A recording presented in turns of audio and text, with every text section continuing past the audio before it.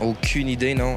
Placement équitable. Le mot qui me vient en tête, c'est notre bonne morale sociale. Donc, des endroits où il n'y aura pas d'exploitation, des choses comme ça. Mais ça n'a pas grand résonance chez moi.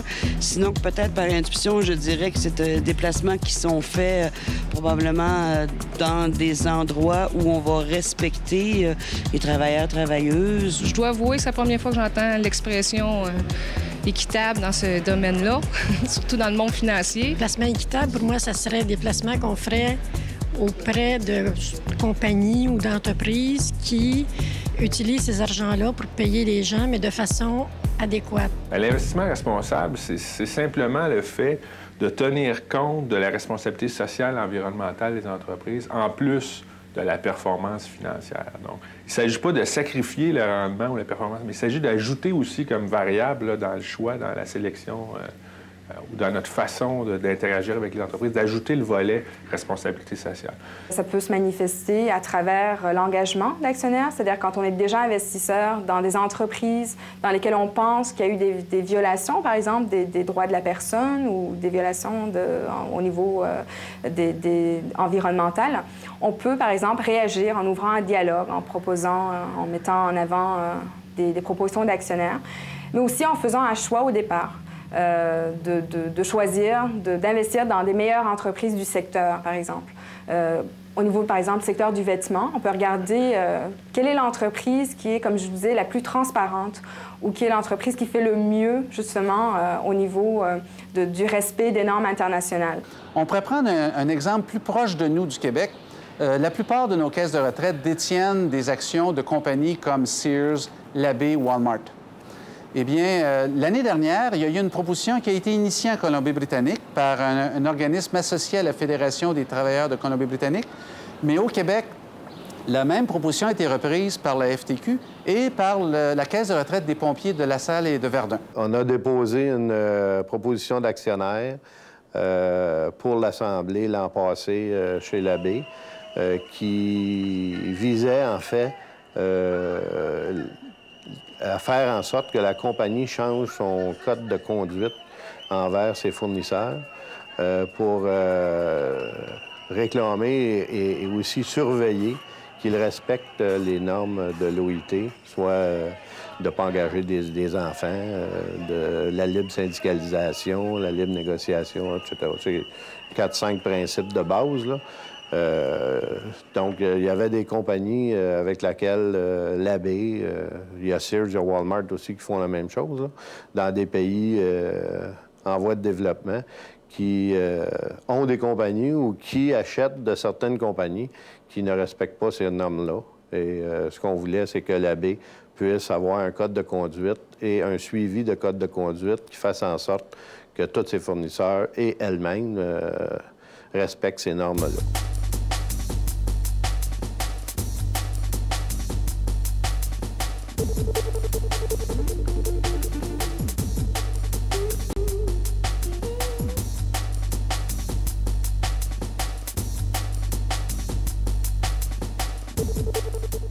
I'm here today at the annual stockholders meeting of Colgate-Palmolive, which is a company that we have several $100 million invested in to submit on behalf of the New York City pension systems a resolution asking the company to do two things. Number one, to adopt and implement a code of fair labor practice for their overseas operations that incorporates the core labor conventions of the United Nations International Labor Organization. That's number one. And number two, for the company to implement a program of on-site independent monitoring of compliance with that code. We have found over the years that by putting forward these resolutions and by rallying shareholders that are concerned about these and other issues, we are able to influence corporate management, and we find very frequently that they end up moving in our direction and ultimately adopting our programs. Le propre de l'investissement responsable à travers l'engagement d'actionnaires, c'est d'ouvrir un dialogue justement pour faire progresser l'entreprise et pour aider à améliorer les conditions. Ce n'est pas de se laver les mains, en disant qu'on va désinvestir tout de suite, comme ça on va avoir la conscience tranquille.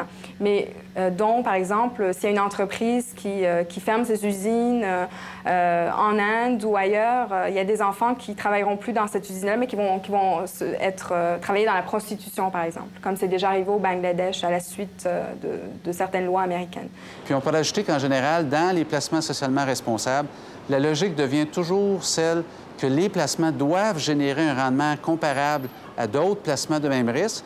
Mais si on fait exprès pour rechercher ceux qui, en plus de ça, ont d'autres avantages collatéraux pour les participants, les membres du régime ou leur communauté, eh bien, les caisses de retraite, on est capable d'abattre deux oiseaux avec la même balle. Un autre exemple de ce qu'on peut appeler l'engagement constructif, mais une des plus importantes, une des premières au Québec, qui s'est passée récemment donc entre le Fonds de solidarité, un investisseur important, et Gildan, qui est une entreprise assez importante, là, qui produit des T-shirts, qui les vend pour beaucoup d'universités, même parfois certains syndicats. Quand on s'est impliqué en 1996 dans cette entreprise-là, c'est une entreprise qui était dans une phase de possibilité de croissance importante ou sinon de déclin important.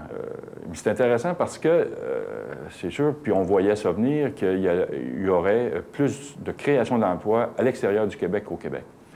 Mais en même temps, il y a eu beaucoup de création d'emplois au Québec. L'entreprise avait environ 400 personnes à son emploi au moment de notre investissement. Maintenant, il y en a environ 1000, je parle au Québec. Mais il y en a un 6 000 à 7 000 à l'extérieur du Québec. Et là, le fonds, on a développé, nous, parallèlement à cet investissement-là, un code de conduite pour nos entreprises qui ont des opérations à l'international. Et Gildan, finalement, a décidé d'utiliser notre code de conduite et de le mettre là, en application.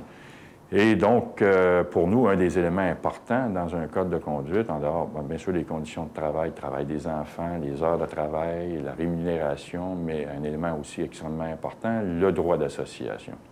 Et pas seulement une phrase dans un texte, mais aussi des mécanismes qui prévoient, même dans certains pays où le droit d'association n'est pas reconnu, que les travailleurs puissent se donner des représentants, se choisir des représentants, et l'entreprise s'engage à transiger avec eux pour les éléments qui concernent le code de conduite. Mais un autre élément important dans ces questions-là, c'est la vérification du respect de ces conditions-là.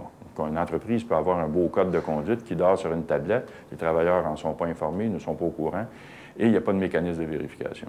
Et nous, dans notre politique avec nos entreprises partenaires, l'entreprise doit accepter d'être vérifiée par des organismes indépendants qui doivent être approuvés par le Fonds de solidarité. Donc, ils vont aller faire des visites, rencontrer les travailleurs et s'assurer que toute la politique alentour de ça, qui est essentiellement de contribuer à améliorer la qualité de vie des gens au travail, bien, soit connue des travailleurs. C'est un exemple, donc, comme je disais, d'engagement constructif parce que le Fonds de solidarité a donc ouvert un dialogue avec une entreprise dans laquelle ils étaient déjà investisseurs. Et c'est un dialogue qui a porté fruit parce que Gildan a accepté d'adopter un code de conduite qui est le meilleur code de conduite, perçu comme le meilleur code de conduite dans le secteur du vêtement. Il y a depuis quelques années une démarche importante des syndicats au plan international pour développer des liens. La Confédération internationale des syndicats libres qui regroupe la plupart des centrales syndicales. Par exemple, au Québec, la FTQ et la CSN en sont membres, les FL-CIO, les centrales européennes. Ces gens-là se rencontrent 3-4 fois par année et échangent sur leurs pratiques, peuvent se parler. Alors, s'il y a une campagne pour inciter une pétrolière américaine à se retirer de Birmanie, alors nous allons tous savoir que si nous avons des actions de cette compagnie-là, il y a une action qui est entreprise là.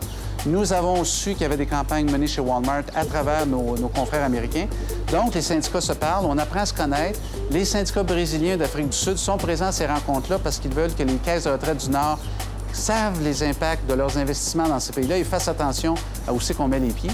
Alors, il y a depuis quelques années une convergence et pour une fois, la solidarité n'est pas que de paroles.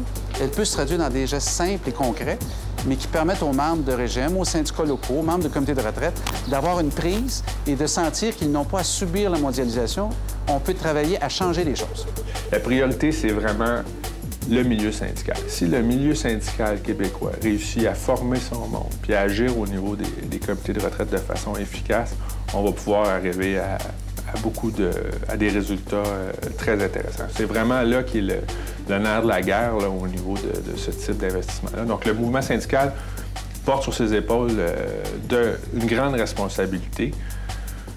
C'est clair que le mouvement syndical ne peut pas juste dire « nous, on est là pour négocier les conventions, puis notre argent, on le donne à des financiers qui vont prendre les décisions sans nous consulter », ce qui était souvent l'approche plus traditionnelle qu'on a connue pendant plusieurs années. C'est fini ce temps-là. Il y a tout un travail d'éducation à faire à travers de ça. Pas seulement pour avoir des meilleurs rendements, mais on est convaincu qu'on peut avoir des rendements intéressants pour les membres et pour les retraités qui servent leurs intérêts, tout en réussissant à respecter des valeurs humaines, des valeurs sociales qui émanent, la plupart de ces valeurs-là émanent du monde syndical, non pas du monde des affaires.